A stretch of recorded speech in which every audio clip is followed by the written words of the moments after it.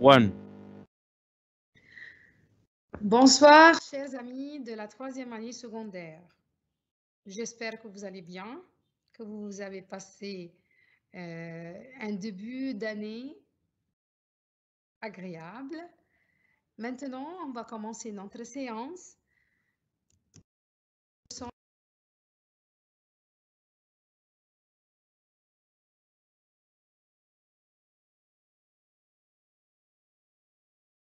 Bonsoir, chers amis de la 3e année secondaire. J'espère que vous allez bien, que vous avez passé de bonnes vacances, un agréable début de l'année.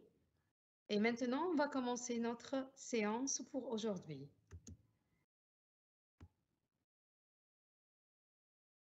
Dans cette séance, nous allons travailler la compréhension écrite, lecture suivie le conte de Monte Cristo, la grammaire, l'expression de cause, des situations variées et aussi une petite traduction.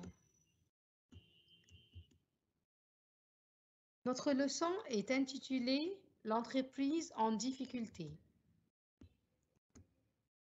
Optiris est une entreprise familiale située dans le Jura et dirigée par Jacques Grandeval.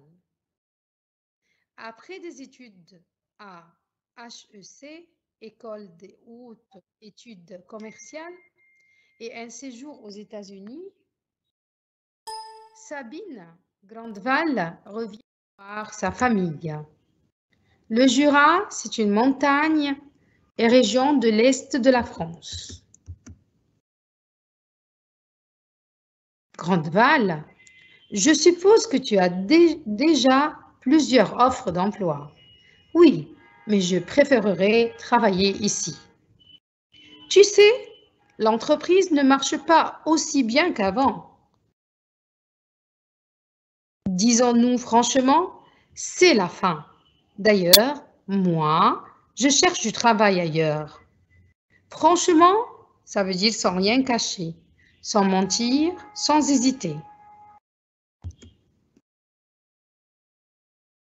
Mais à quoi sont dus vos problèmes?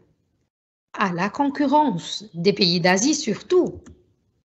La vraie cause, c'est que papa refuse de délocaliser la production. Grandeval, je ne veux pas être à l'origine d'un plan de licenciement. Sont dus à, ça veut dire, ça c'est le verbe devoir. Concurrence, c'est la rivalité entre les commerçants ou des entreprises qui vendent le même produit, la même chose. Une concurrence, c'est la compétitivité. Délocaliser, ça veut dire changer de local, changer de lieu. Licenciement, ça veut dire le renvoi d'un employé, la mise à la porte d'un employé ou un ouvrier. Eh bien, puisque Nicolas s'en va, je veux bien le remplacer, si papa est d'accord. Tu crois que tu vas sauver l'entreprise grâce à tes cours d'économie? Il y a ici un peu d'ironie. Non, grâce à un styliste que je connais et à quelques idées. Styliste, c'est un créateur de mode. Vous avez là l'image qui se trouve dans votre livre, l'élégance qui a de la grâce, de la simplicité, quelque chose qui est chic. Qui est Jacques Grandeval? Est-ce que c'est le propriétaire de l'entreprise Optiris? Est-ce que c'est le propriétaire et le directeur de l'entreprise Optiris? Est-ce que c'est un employé de l'entreprise Optiris? Est-ce que c'est un vice-directeur à l'entreprise Optiris? Eh bien, alors, c'est le propriétaire et le directeur de l'entreprise Optiris. Quelles études a faites sa fille? Des études à l'école des hautes études en sciences sociales, EHESS, Des études à l'école des hautes études en santé publique, des études à l'école des hautes études commerciales HEC, des études à l'école des hautes études commerciales du Nord. Comme on a bien lu, c'est plutôt le C, c'est vrai, des études à l'école des hautes études commerciales HEC. Est-ce que l'entreprise Optiris marche bien? Oui, l'entreprise marche très bien. Oui, l'entreprise marche bien, mais elle affronte beaucoup de crises. Non, l'entreprise ne marche pas car elle a subi un effondrement. Un effondrement, ça veut dire quelque chose de faillite comme ça. Non, l'entreprise ne marche bien qu'avant. Alors, ne marche pas bien qu'avant. C'est plutôt oui, c'est D. Merci pour ceux qui ont répondu sur le chat. Quels sont les problèmes de cette entreprise? Des problèmes de concurrence, des problèmes d'absence d'orientation claire, des problèmes d'absence de compétences, des problèmes d'absence de communication. Oui, oui, très bien, ceux qui ont dit, oui, d'après le texte, des problèmes de concurrence. Excellent. Comment Sabine pense-t-elle sauver l'entreprise? Elle aura recours à une nouvelle stratégie de travail. Elle aura recours à un styliste qu'elle connaît. Elle aura recours à licencier des employés. Elle aura recours à l'analyse du problème et la proposition de diverses solutions. Qu'est-ce qu'on a dit là? Oui, c'est juste. Elle aura recours à un styliste qu'elle connaît et qui a des idées. Maintenant, le synonyme de franchement. Justement, carrément, subitement, simplement, franchement, pensez bien. Envoyez votre réponse sur le chat, s'il vous plaît. Oui, c'est juste. Carrément. Le synonyme de concurrence, c'est compétition, correspondance, désaccord, antipathie. Oui, pensez bien, la concurrence, c'est quoi? Excellent. Bravo pour ceux qui participent. Compétition.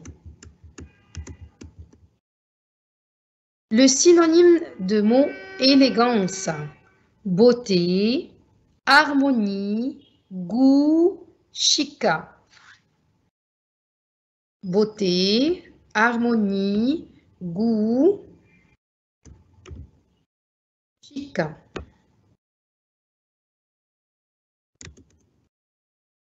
Oui, oui, je vois. Bravo, c'est chic. Très bien. Antonyme de délocaliser. Localiser, perdre, élargir, délimiter. L'antonyme, ça veut dire le contraire. L'antonyme, c'est juste, très bien. C'est si j'enlève le préfixe, ça va être localisé. L'antonyme de licenciement. On a installation, nomination, présentation, invitation. Licencier quelqu'un, c'est-à-dire le renvoyer de son travail. Donc, le contraire, c'est nomination. Très bien. Parce que je peux nommer quelqu'un comme directeur, par exemple. Nommer quelqu'un comme patron. L'antonyme de franchement, le contraire de mot franchement. Timidement, faussement, uniquement, brutalement. Oui, très bien. Ceux qui ont envoyé, voilà, c'est timidement. Deuxième texte. Ces innovations aux conséquences imprévisibles. Transport. Ici, on parle des innovations de futur. TGV, voitures de plus en plus puissantes, avions géants, nous permettront demain d'aller encore plus vite et plus loin. De sorte que nous deviendrons des nomades. Qu'est-ce que ça veut dire, nous deviendrons des nomades? Que veut dire, nous deviendrons des nomades? Nous deviendrons des nomades, c'est-à-dire des gens qui ne restent pas à leur place, c'est-à-dire qui changent de lieu d'habitation. Et on appelle ça des nomades. L'homme du XXe siècle sera donc moins attaché à sa maison et à son lieu de travail. Les innovations, ce sont de nouvelles créations, bien sûr. Imprévisibles, on ne peut pas prévoir ou savoir à l'avance quelque chose qu'on ne peut pas vraiment prévoir. Les géants, ce sont des choses immenses, très grandes. Comme on a dit, le nomade qui n'a pas d'habitation fixe, comme les bédouins chez nous qui partent derrière les ressources d'eau. Les réseaux d'information, l'ordinateur, les nouveaux téléphones et le réseau Internet ont produit d'immenses possibilités de stockage et de circulation de l'information. C'est pourquoi demain, des activités quotidiennes comme faire ses courses, emprunter un livre à la bibliothèque, aller au cinéma deviendront inutiles. Le stockage, c'est une action de garder en réserve. Je stocke quelque chose, c'est-à-dire je l'économise. Les robots présents dans nos usines et dans nos cuisines, les robots ont déjà entraîné des améliorations dans nos conditions de travail. Mais bientôt, ils seront partout. Ils conduiront nos voitures, construiront nos maisons, exploiteront les champs et le fond des océans. Que veut dire le mot amélioration? Une amélioration, c'est un changement en mieux, ça veut dire un progrès. Exploiter quelque chose, ça veut dire travailler une chose pour la mettre en valeur, pour gagner de l'argent. Il y a aussi un autre sens pour le mot exploiter, ça veut dire profiter au maximum. La multiplication des robots aura pour conséquence une nouvelle diminution de la durée du travail. Multiplication, additionner plusieurs fois le même nombre. Diminution, ça veut dire la baisse et la réduction. Qu'est-ce qui va vous faire devenir de nomades? Maintenant, la question, qu'est-ce qui va vous faire devenir des nomades? Est-ce que ce sont les robots, les moyens de transport, les réseaux d'information, les campings? Oui. Bravo ceux qui ont participé. Les moyens de transport, très bien. Quelles seront les conséquences du nomadisme de l'homme du XXIe siècle? Alors, l'homme sera plus attaché à sa maison et à son travail. L'homme sera plus libre. L'homme se séparera de plus en plus de sa maison et de son travail. L'homme aura un esprit plus ouvert. Les conséquences du nomadisme, ça veut dire les conséquences du fait de quitter chaque fois son lieu de vie ou de travail. Oui, c'est juste, c'est l'homme se séparera de plus en plus de sa maison et de son travail.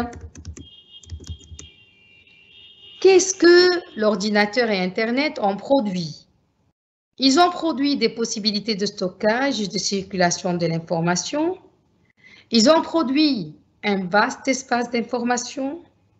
Ils ont produit un écart entre les membres de la famille. Ils ont produit 2. La paresse chez quelques-uns.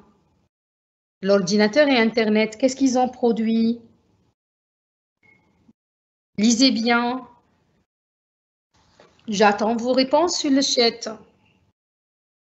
Excellent, bravo. A. Ils ont produit des possibilités de stockage et de circulation de l'information. On stocke des informations et on circule bien, on communique, on envoie des mails. Bravo. Dans l'avenir, que feront les robots à notre place? Ils domineront le globe terrestre, ils conduiront les voitures et construiront les maisons, ils détruiront notre planète, ils nuiront à l'être humain. Alors, il faut bien penser, est-ce qu'ils domineront la globe terrestre ou bien ils conduiront les voitures et construiront des maisons? Qu'est-ce qu'ils peuvent faire alors?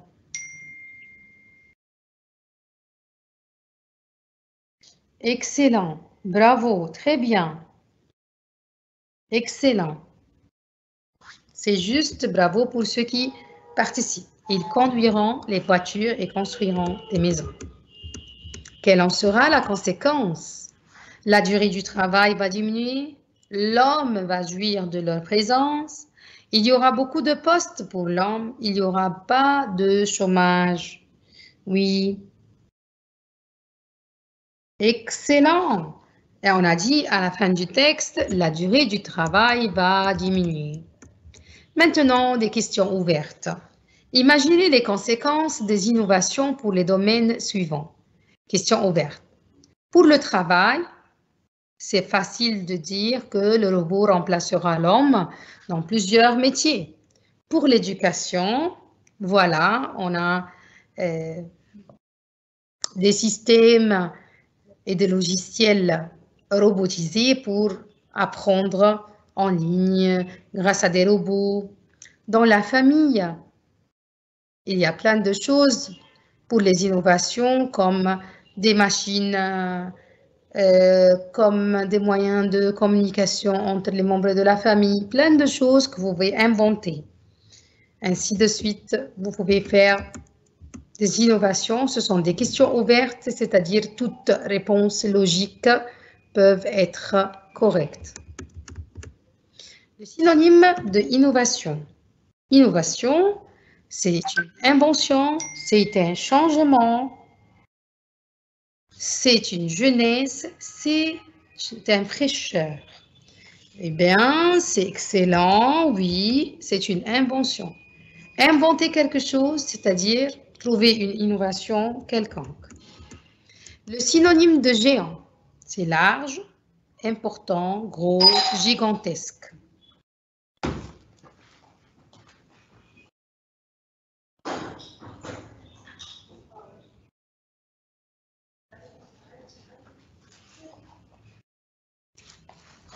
Oui, c'est gigantesque. Le synonyme de amélioration.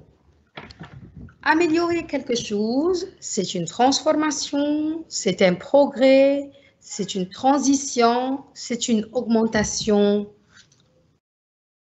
Oui, bravo. C'est un progrès. Le synonyme de diminution, c'est une baisse, une courbure, retard, dépréciation.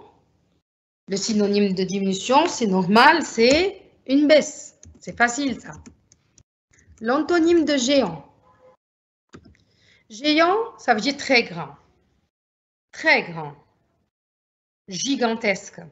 Il y a petit, minuscule, aigu, nain. D'après le contexte, c'est minuscule. Le grand, l'antonyme de grand, c'est petit. Mais l'antonyme de géant, c'est minuscule. L'antonyme de imprévisible. Inattendu, prévisible, soudain, rapide. C'est facile de trouver parce qu'on va enlever le préfixe IM qui marque le contraire. Donc, c'est prévisible.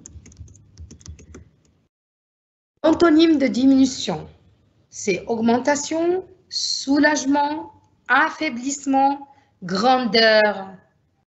Excellent, très bien. Augmentation. Je félicite les élèves qui participent. Maintenant, relevez les expressions de cause. Je sais que cette leçon, vous l'avez déjà apprise plusieurs fois, mais voilà, on répète avec vous toutes les notions qui se trouvent dans le livre. Puisque Nicolas s'en va, je peux bien remplacer si papa est d'accord. C'est une phrase tirée de ce texte qu'on vient de travailler. Oui, très bien. Puisque Nicolas s'en va. Alors là, c'est une proposition subordonnée de cause. Tu crois que tu vas sauver l'entreprise grâce à tes cours d'économie? Bravo, grâce à tes cours d'économie. Groupe nominal qui exprime la cause. Il reste au lit parce qu'il est malade. Normal, parce qu'il est malade, c'est une proposition subordonnée de cause. Alors, pour exprimer la cause, on peut utiliser une proposition subordonnée de cause introduite par les conjonctions de subordination de cause parce que, puisque, comme, étant donné que, vu que, sous prétexte que. Ou bien un groupe nominal de cause introduit par, grâce à cause de, en raison de, faute de, et on peut dire vu plus non, étant donné plus non, sous prétexte de plus non. Une conjonction de coordination car il y a aussi dans votre livre des verbes tels que s'expliquer par, sont dus à, viennent de. C'est-à-dire, par exemple, cette catastrophe naturelle est due à la pollution. Les mauvaises notes de ces élèves s'expliquent par sa paresse, ainsi de suite. Vous avez là un exercice du livre, page 39. Complète par à cause de, en raison de, grâce à. L'entreprise Alma a perdu beaucoup d'argent, un gestionnaire incompétent. À cause d'un gestionnaire incompétent, en raison d'un gestionnaire incompétent, les deux sont corrects. Les ventes ont baissé, la mauvaise qualité des produits. À cause de, toujours une cause négative. En raison de, c'est plutôt neutre, positif ou négatif. Grâce à, c'est toujours une raison positive. Alors, les ventes ont baissé à cause de la mauvaise qualité de produits. Parce que c'est une mauvaise cause.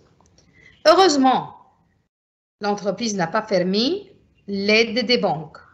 C'est heureusement, c'est-à-dire une bonne cause. N'a pas fermé pour quelle raison? Grâce à l'aide des banques. C'est aussi la nouvelle direction qu'Alma a retrouvé sa compétitivité. Donc, on a grâce à.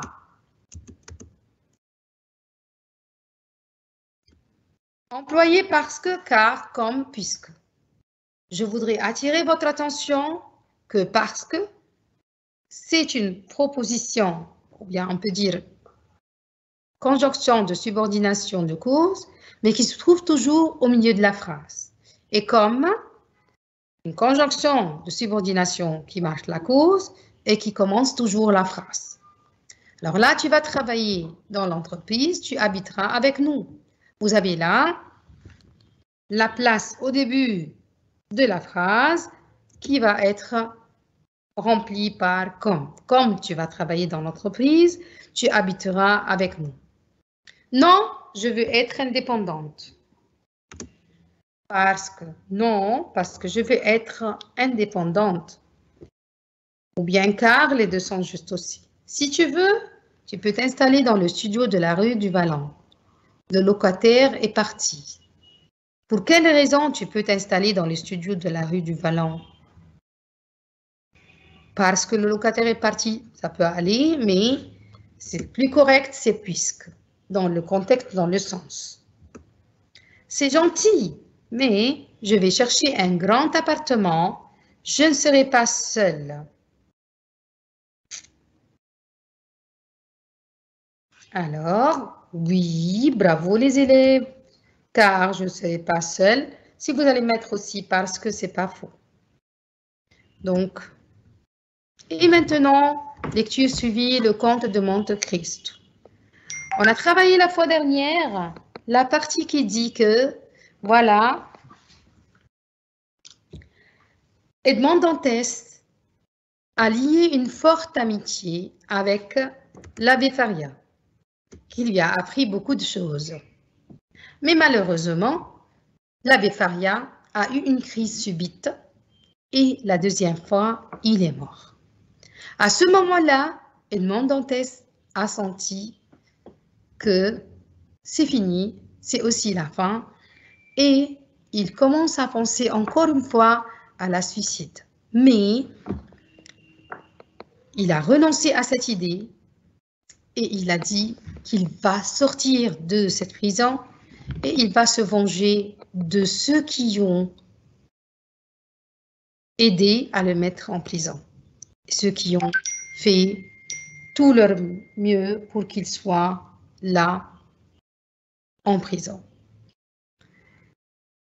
Voilà la phrase « Je ne sortirai de cette prison que quand Faria ».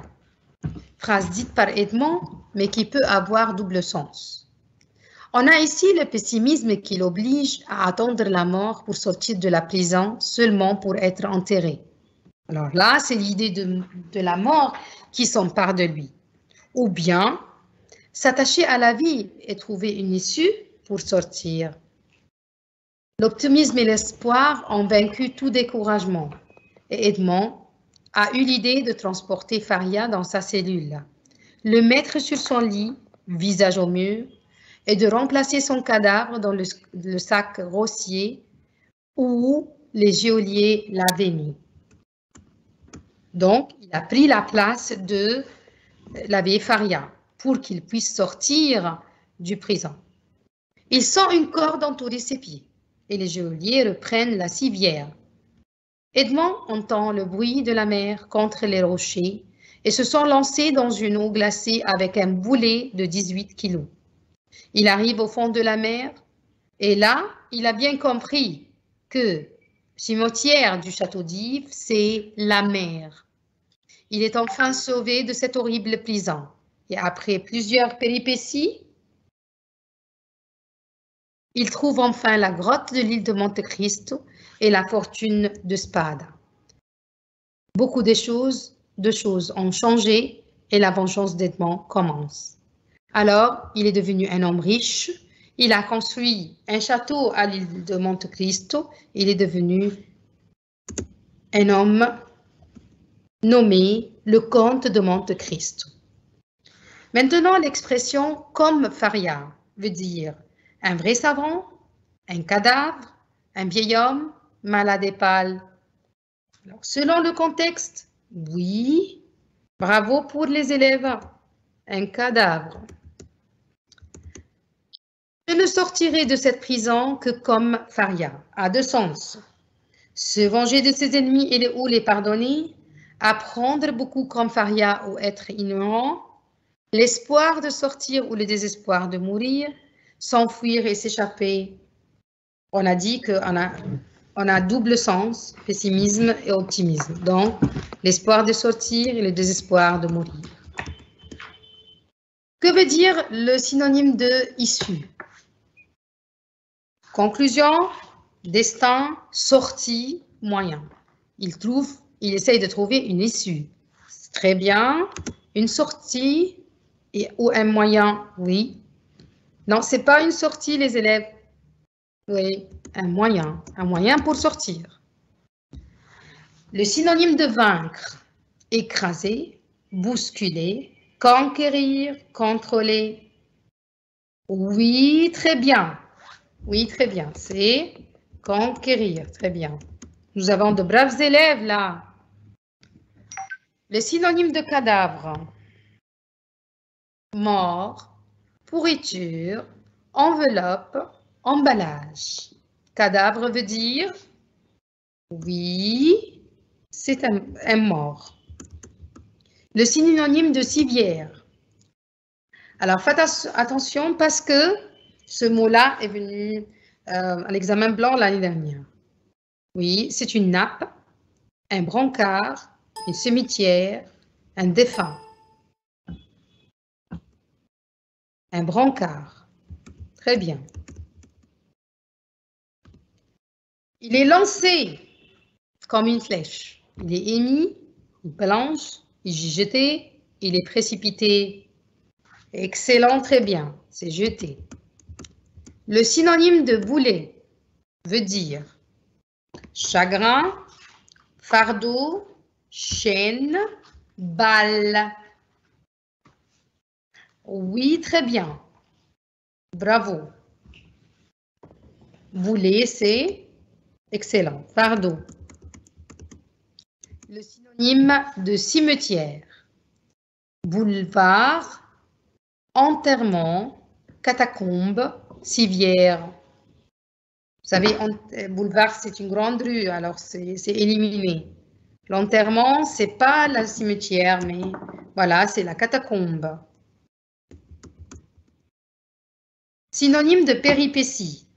C'est un nœud, c'est une crise, épisode, événement. On a pris le mot péripétie plusieurs fois avant, quand on parlait des schémas narratifs. Très bien, ce sont les événements qui vont se poursuivre. L'antonyme de mot sauvé. Attrapé, échappé, atteint, perdu. Oui, très bien, c'est plutôt attrapé.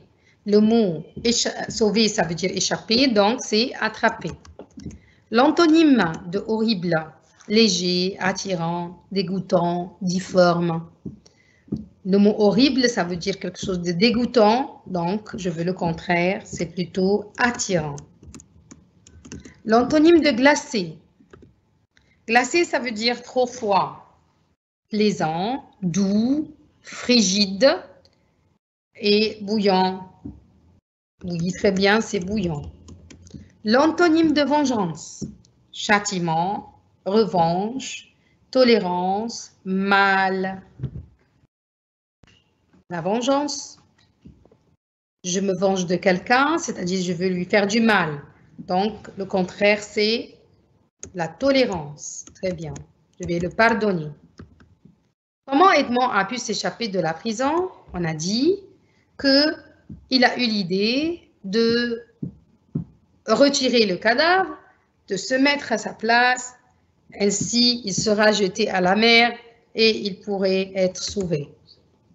Que veut dire la phrase « La mer et la cimetière du château d'If » On a dit qu'il n'y a pas de lieu pour enterrer les morts, donc on les jette dans la mer.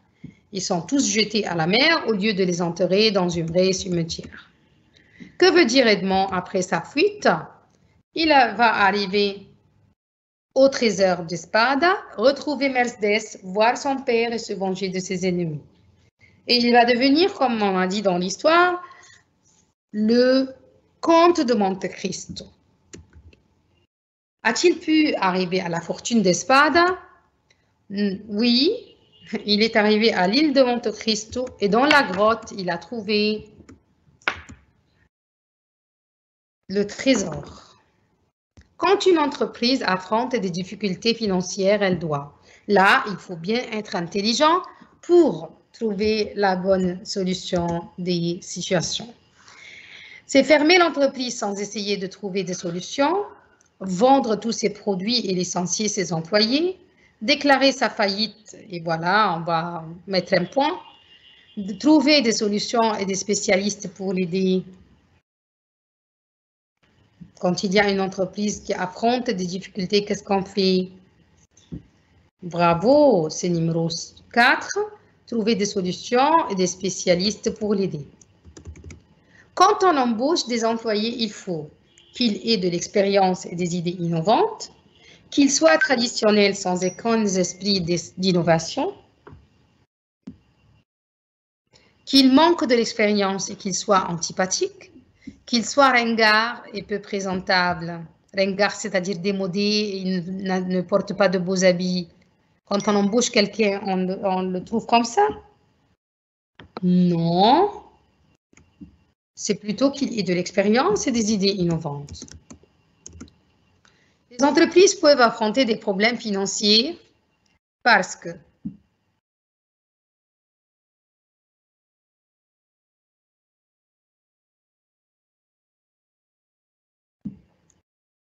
elles ne peuvent pas entrer en concurrence, elles ne font pas des études d'analyse et des plans de rémédiation, elles savent bien commercialiser leurs produits, elles ont des gens qui sont très productifs.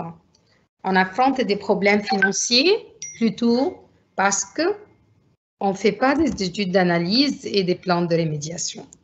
On ne trouve pas les vrais problèmes. Pour résoudre des difficultés dans une entreprise, il faut analyser les difficultés seulement, trouver les causes de ces difficultés seulement, analyser et faire un plan pour résoudre les problèmes, quitter l'entreprise pour un nouveau travail. C'est la solution la plus facile. On va quitter et c'est fini. Mais on parle ici au niveau de quelqu'un de responsable. Donc, bravo, c'est plutôt analyser et faire un plan pour résoudre les problèmes comme on a vu dans notre texte. Traduisez en arabe. Maintenant, la traduction. Dr Tarek Chaoui, ministre de l'Éducation et de l'Enseignement technique, s'est rendu en Finlande pour discuter de l'échange d'expertise et des aspects de coopération entre les deux pays. Oui, très bien. Ministre, ça veut dire wazir. Discuter, c'est-à-dire munaqasha, l'échange, tabedul, très bien. قام الدكتور طارق شوقي وزير التربية والتعليم الفني بزيارة إلى فنلندا لمناقشة تبادل الخبرات وإقامة مظاهر التعاون بين البلدين. في ظل وجود فيضانات قوية في مصر هذا الأسبوع، قامت العقارب بلدغ مجموعة أشخاص ولحسن الحظ لا توجد وفيات. Bon, alors comme on a vu, lors, c'est-à-dire فيزل ou أثناء, lors de violentes inondations cette semaine, quelques personnes ont été piquées, ladres, par des scorpions en Corée. Heureusement, aucun décès, aucun mort n'a eu lieu, n'a été déclaré. Ça peut être juste aussi. D'accord? Maintenant, on est arrivé à la fin de notre séance. Et je voudrais bien remercier tous les gens qui ont contribué à préparer cette séance. En tête, c'est Madame Wafé Abbès, directrice pour le développement du français.